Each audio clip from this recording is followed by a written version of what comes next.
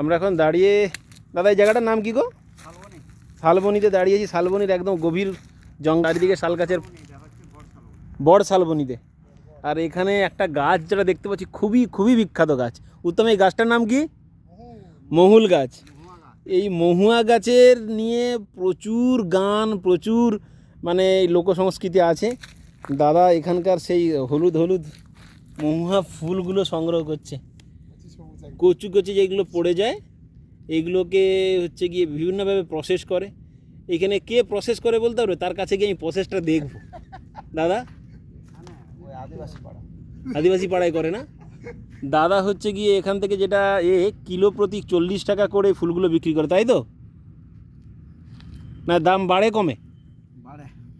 50-60 টাকাও চলে যায় তখন সময়ে, আর কমেও যায় 30 টাকা।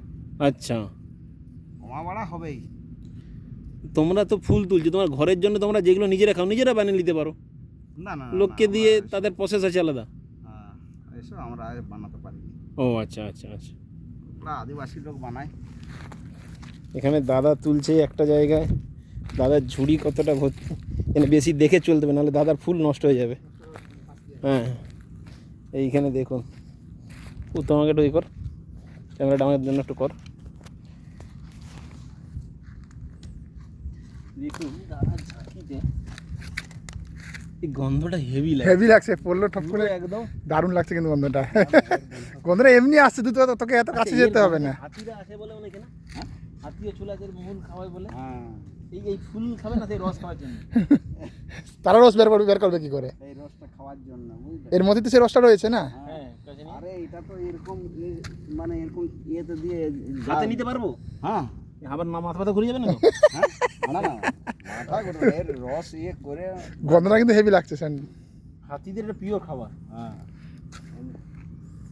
হাতি মানে খাওয়া তো এটা খুব তার মানে ভালোবাসার জিনিস। হ্যাঁ, তো মাছিও একটা সংগ্রহ করেছে, উত্তম দেখা। এই জায়গাতে তাহলে অনেকগুলো গাছ আছে বলো? হ্যাঁ গাছ এইখানে এগুলো আমার বুঝলে, আমাদের মানে ওই ভিতরে মানে আয়ত্তের ভিতরেও গাছ আছে। তোমার একটা নিজের জায়গা? এই যে এখানে দেখ, এটা ফরেস্টের জায়গা, কিন্তু তুমি দেখভাল করো। হ্যাঁ, ও এখানে দেখ, এই গাছটা নিচে দেখ। ও বাপরে, পুরো হলুদ হয়ে আছে। বাপরে বাস, ওই ভিতরে গাছ আছে। হ্যাঁ, ভিতরের জায়গা সব আমার। ওই সাবমার্শাল আছে, ধান ফান ওগুলো সব আমার। ঠপ ঠপ করে পড়ছে, বুঝলি জিমা? এই দেখ পড়ছে, দেখলি? ঠপ ঠপ করে। তুই চুপ করে দাঁড়া, ঠপ করে যে পড়ছে তার একটা আওয়াজ পাবি।